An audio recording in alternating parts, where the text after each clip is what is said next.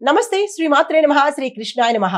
November 30, 2025 నాటి మేషాది ద్వాదశ రాశుల వారికి ఎలాంటి గ్రహస్థితులు ఉన్నాయి, ఆ గ్రహాలు ఇచ్చే ఫలితాలు, సూచనలు, అదృష్ట శాతం ఎంత, కలిసి వచ్చే రంగు, కలిసి వచ్చే వారాలు, ఈ అంశాలన్నీ తెలుసుకుందాము.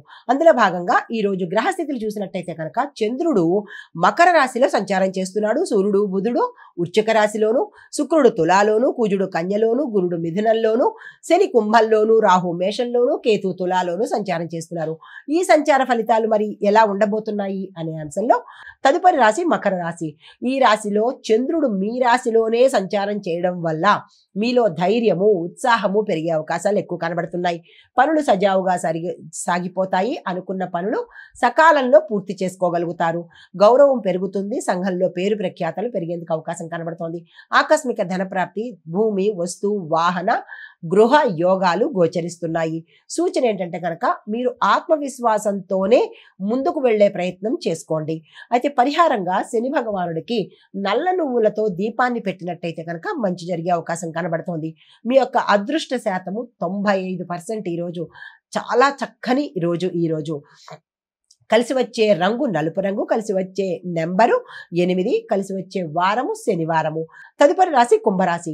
ఈ రాశి వారికి కొన్ని విషయాల్లో మీరు మౌనంగా ఉండడమే మంచిది. ఏ రంగంలో ఉన్న వాళ్ళైనా సరే విశ్రాంతి తీసుకోవాల్సిన పరిస్థితి ఈ రోజు ఏర్పడుతుంది. అనారోగ్య సూచనలు చాలా ఎక్కువ కనబడుతున్నాయి.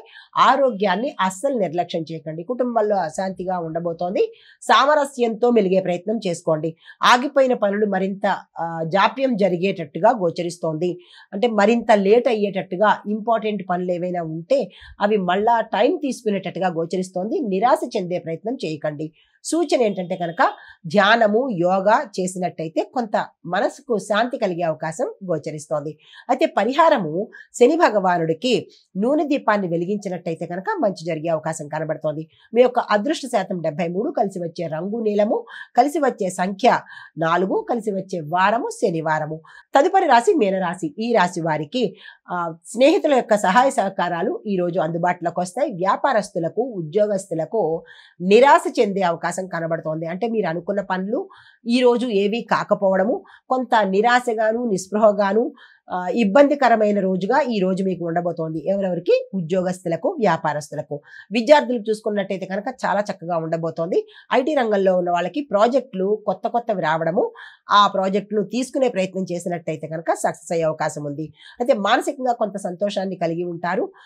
కొంత అనారోగ్య సూచనలు గోచరిస్తున్నాయి. జాగ్రత్తలు తీసుకోండి.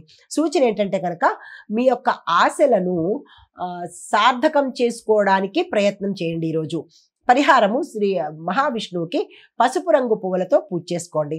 అయితే అదృష్ట శాతం 91, కలిసి వచ్చే రంగు ఆకుపచ్చ, కలిసి వచ్చే నెంబరు 3, కలిసి వచ్చే వారము గురువారము.